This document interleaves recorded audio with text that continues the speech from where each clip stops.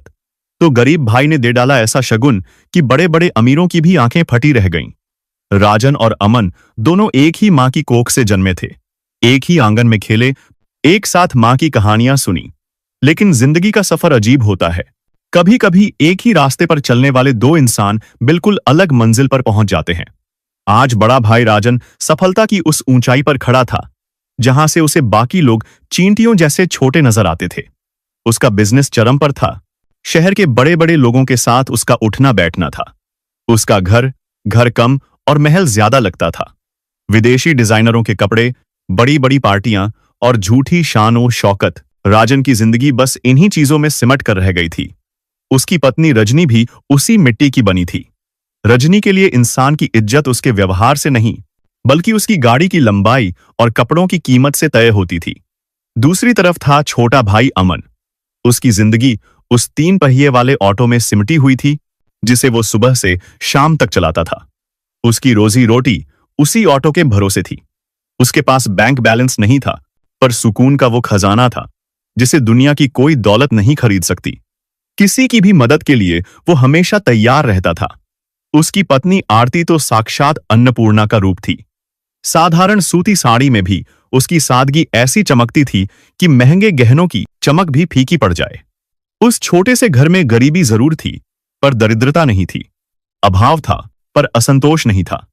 दोनों का मन शीशे जैसा साफ था, पानी जैसा निर्मल। लेकिन जल्द ही एक ऐसा वाकया होने वाला था जो तय करने वाला था कि असली अमीर कौन है। एक दोपहर उनकी मां जानकी जी की तबीयत अचानक बिगड़ गई। बुखार तेज था। टेस्ट करवाया तो पता चला कि उन्हें डेंगू हुआ है। जानकी जी का शरीर भट्टी की तरह तप रहा था। दर्द के मारे कराह रही थी। हालांकि जानकी जी अपने छोटे बेटे अमन के साथ रहती थी, लेकिन फर्ज के नाते बड़े भाई राजन को भी यह खबर पहुंचा दी गई। मां की ऐसी हालत देखकर अमन ने अपने काम को वहीं छोड़ अपने ऑटो को ऑटो स्टैंड पर खड़ा कर दिया। दिन की कमाई की परवाह किए बिना जल्दी से घर आ गया। उसने मां को पास के सरकारी अस्पताल में दिखाया। डॉक्टर ने कुछ दवाइयां लिखी और आराम करने की सलाह दी। घर लौटकर अमन और आरती मां की सेवा में जुट गए। डॉक्टर के कहे अनुसार आरती ने उनके माथे पर गीली पट्टियां रखीं, हल्दी वाला दूध तैयार किया और समय पर दवाइयां देने लगी। मां की हर जरूरत का ध्यान वे दोनों पूरी लगन से रख रहे थे। राजन 2 दिन बाद शाम को अपनी एक महत्वपूर्ण मीटिंग समाप्त करके पहुंचा। उसकी महंगी गाड़ी अमन के छोटे से घर के बाहर आकर रुकी, जैसे कोई राजा किसी दरिद्र की कुटिया में आया हो। वह पत्नी रजनी के साथ जब अंदर आया तो उसके महंगे परफ्यूम ने कमरे की हवा बदल दी। मां, अब कैसी तबीयत है? उसकी आवाज में महज एक औपचारिकता थी। जानकी जी ने कमजोरी से आंखें खोलीं और फीकी मुस्कान के साथ कहा, पहले से बेहतर हूं बेटा, और जल्दी ही पूरी तरह ठीक हो जाऊंगी। अमन और आरती मेरी बहुत सेवा कर रहे हैं। तभी आरती ताजे फलों के रस से भरा गिलास एक साधारण सी ट्रे में लेकर कमरे में आई और सासू मां को पिलाने लगी। तभी जानकी जी मुस्कुराते हुए बोली, देख रहे हो, सारा दिन यूं ही सेवा करती है मेरी। इसके रहते मुझे कुछ हो सकता है क्या भला? यह बात सुनकर रजनी मुंह बनाकर रह गई। राजन ने कमरे में चारों ओर एक सरसरी निगाह डाली, जैसे किसी चीज का मूल्यांकन कर रहा हो। फिर इधर उधर देखते हुए नफरत से बोला, छी, इतने मच्छर घूम रहे हैं यहां वहां। अगर मच्छरों को मारने के लिए स्प्रे करवा लिया होता तो आज मां बीमार ना पड़ती। उसकी बात सुनकर जानकी जी बोली, मच्छर मारने की दवा मेरी तबीयत को रास नहीं आती ना, इसलिए नहीं करवाया। थोड़ी देर दोनों पति पत्नी असहजता से बैठे रहे। फिर राजन ने पूछा, किस डॉक्टर को दिखाया है?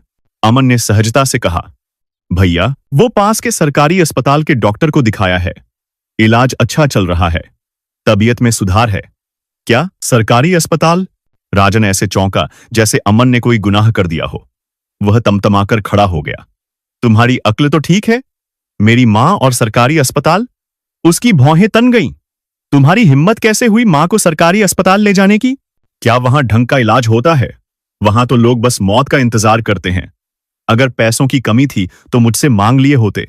कम से कम मेरे स्टैंडर्ड का तो ख्याल किया होता। वह अपनी जेब में हाथ डालकर बटुआ निकाल ही रहा था कि जानकी जी ने अपने कांपते हाथ से उसे रोक दिया। नहीं राजन, मुझे किसी प्राइवेट अस्पताल की जरूरत नहीं है। मेरे लिए सबसे बड़ी दवा मेरे बच्चों का प्यार है, जो मुझे यहां भरपूर मिल रहा है। जितना ख्याल ये दोनों रख रहे हैं, उतना तो बड़े अस्पताल की नर्सें भी नहीं रखेंगी। राजन ने अपनी मां की बात सुनकर नाखुशी से मुंह फेर लिया। उसके मन में विचार कौंधा, मैं चाहूं तो शहर का सबसे बड़ा डॉक्टर अभी यहां खड़ा कर सकता हूं, लेकिन इस टूटे फूटे घर में उसे बुलाऊंगा तो मेरी ही बेइज्जती होगी। उसने तुरंत अपना अत्याधुनिक मोबाइल निकाला और शहर के एक नामी गिरामी डॉक्टर को फोन मिलाया।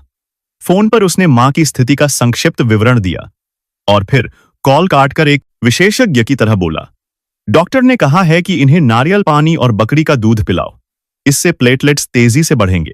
इतना कहकर उसने जेब से 5,000 रुपये के कुछ कड़क नोट निकाले और मां के तकिए के नीचे रखते हुए कहा, ये लो मां, अपने लिए नारियल पानी और बकरी का दूध मंगवा लेना, किसी चीज की जरूरत हो तो बता देना। इसी बीच आरती रसोई से एक और ट्रे लेकर आई। भैया, भाभी, आप लोग भी जूस ले लीजिए। राजन और रजनी ने एक दूसरे की ओर देखा।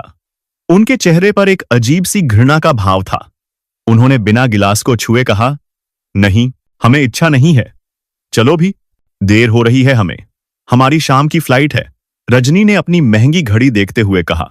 फिर मां की ओर मुड़कर एक औपचारिक वाक्य अपने मुंह से निकाला, अपना ध्यान रखना मां जी। और दोनों दरवाजे की ओर ऐसे बढ़े जैसे किसी कैद से रिहा हो रहे हों। उसके बाद दोनों का फोन तक नहीं आया। मां का हालचाल जानने के लिए पैसे देकर राजन ने अपने बेटे होने का फर्ज जो निभा दिया था।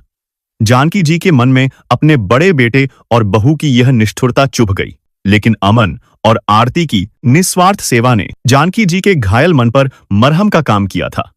इधर रजनी तो जैसे अपने देवर और देवरानी को नीचा दिखाने की मुहिम पर निकली हुई थी। कोई भी मौका हो, वह अमन और आरती को अपमानित करने से नहीं चूकती थी। जब कभी किसी पारिवारिक कारण से अमन और आरती उनके महलनुमा घर में जाते, तो रजनी की निगाहें पहले उनके साधारण कपड़ों को स्कैन करती, फिर जैसे ही वे सोफे से उठते, रजनी उस बेशकीमती चादर को ऐसे सहलाती जैसे उनके बैठने से वो अपवित्र हो गई हो। एक बार तो हद ही हो गई। रजनी ने ताना मारते हुए कहा, अरे आरती, कभी कुछ ढंग के कपड़े भी पहन लिया करो ना, हमेशा ये सस्ती सी सूती साड़ियां। मेरे पास तो इतनी ड्रेसेस और सूट्स हैं कि एक एक को बस 1 या 2 बार पहनती हूं, फिर अलमारी में धूल खा रहे होते हैं।